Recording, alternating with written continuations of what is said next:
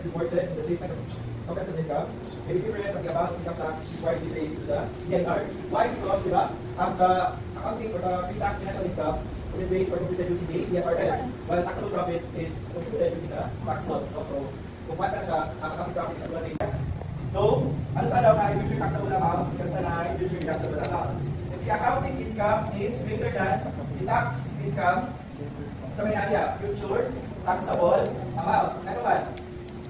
Anong taxable amount na siya? For example, 100 ang accounting income, plus 90 ang tax. No? So, sundan mo si tax, di ba?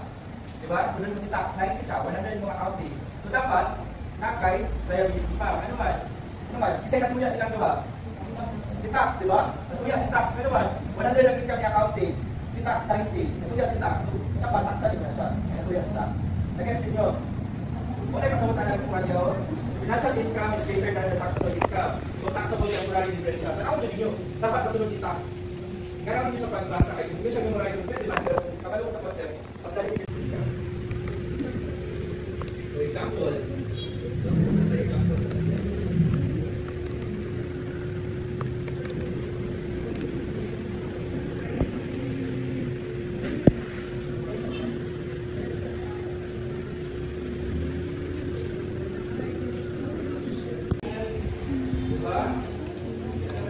times 30% given. Diba pag accounting allowance method siya, pag tax dapat direct of method siya.